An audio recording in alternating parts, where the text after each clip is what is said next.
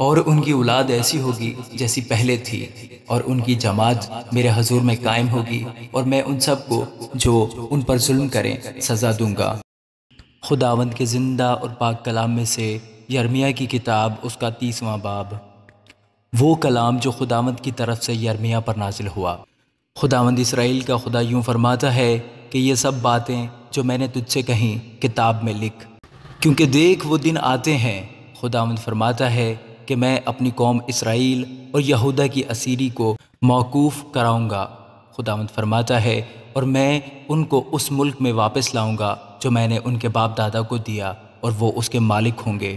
اور وہ باتیں جو خداوند نے اسرائیل اور یہودا کی بابت فرمائیں یہ ہیں کہ خداوند یوں فرماتا ہے کہ ہم نے ہڑبڑی کی آواز سنی، خوف ہے اور سلامتی نہیں۔ اب پوچھو اور دیکھو، کیا کبھی کسی مرد کو درد ذہ لگا؟ کیا سبب ہے کہ میں ہر ایک مرد کو زچہ کی مانند اپنے ہاتھ کمر پر رکھے دیکھتا ہوں، اور سب کے چہرے زرد ہو گئے ہیں؟ افسوس، وہ دن بڑا ہے، اس کی مثال نہیں۔ وہ یعقوب کی مصیبت کا وقت ہے، پر وہ اس سے رہائی پائے گا۔ اور اس روز یوں ہوگا، رب الافواج فرماتا ہے کہ میں اس کا جوا تیری گردن پر سے توڑوں گا اور تیرے بندھنوں کو کھول ڈالوں گا، اور بیگانے پھر تجھ سے خدمت نہ کرائیں گے، پر وہ خداوند اپنے خدا کی اور اپنے بادشاہ داؤد کی، جسے میں ان کے لیے برپا کروں گا، خدمت کریں گے۔ اس لیے اے میرے خادم یعقوب، ہراساں نہ ہو، خداوند فرماتا ہے، اور اے اسرائیل گھبرا نہ جا، کیونکہ دیکھ میں تجھے دور سے اور تیری اولاد کو اسیری کی سرزمین سے چھڑاؤں گا، اور یعقوب واپس آئے گا اور آرام و راحت سے رہے گا، اور کوئی اسے نہ ڈرائے گا، کیونکہ میں تیرے ساتھ ہوں، خداوند فرماتا ہے، تاکہ تجھے بچاؤں، اگرچہ میں سب قوموں کو جن میں نے تجھے تتر بتر کیا تمام کر ڈالوں گا،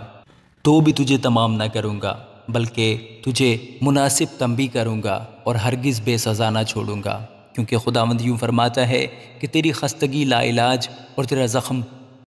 سخت دردناک ہے۔ تیرا حمایتی کوئی نہیں جو تیری مرہم پٹی کرے، تیرے پاس کوئی شفا بخش دوا نہیں، تیرے سب چاہنے والے تجھے بھول گئے، وہ تیرے طالب نہیں ہیں۔ فی الحقیقت میں نے تجھے دشمن کی مانند گھائل کیا اور سنگ دل کی طرح تعذیب کی، اس لیے کہ تیری بد کرداری بڑھ گئی اور تیرے گناہ زیادہ ہو گئے۔ تو اپنی خستگی کے سبب سے کیوں چلاتی ہے؟ تیرا درد لا علاج ہے، اس لیے کہ تیری بد کرداری نہایت بڑھ گئی اور تیرے گناہ زیادہ ہو گئے۔ میں نے تجھ سے ایسا کیا، تو بھی وہ سب جو تجھے نگلتے ہیں نگلے جائیں گے، اور تیرے سب دشمن اسیری میں جائیں گے، اور جو تجھے غارت کرتے ہیں خود غارت ہوں گے، اور میں ان سب کو جو تجھے لوٹتے ہیں لوٹا دوں گا،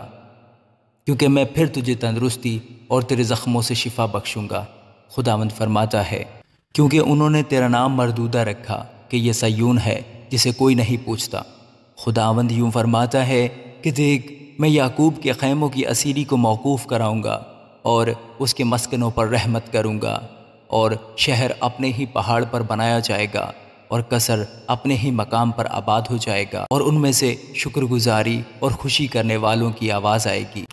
اور میں ان کو افزائش بخشوں گا اور وہ تھوڑے نہ ہوں گے، میں ان کو شوکت بخشوں گا اور وہ حقیر نہ ہوں گے، اور ان کی اولاد ایسی ہوگی جیسی پہلے تھی، اور ان کی جماعت میرے حضور میں قائم ہوگی، اور میں ان سب کو جو ان پر ظلم کریں سزا دوں گا، اور ان کا حاکم انہی میں سے ہوگا، اور ان کا فرمان روا انہی کے درمیان سے پیدا ہوگا، اور میں اسے قربت بخشوں گا اور وہ میرے نزدیک آئے گا، کیونکہ کون ہے جس نے یہ جرت کی ہو کہ میرے پاس آئے، خداوند فرماتا ہے، اور تم میرے لوگ ہوگے اور میں تمہارا خدا ہوں گا۔ دیکھ خداوند کی قہر شدید کی آندھی چلتی ہے، یہ تیز طوفان شریروں کے سر پر ٹوٹ پڑے گا، جب تک یہ سب کچھ نہ ہو لے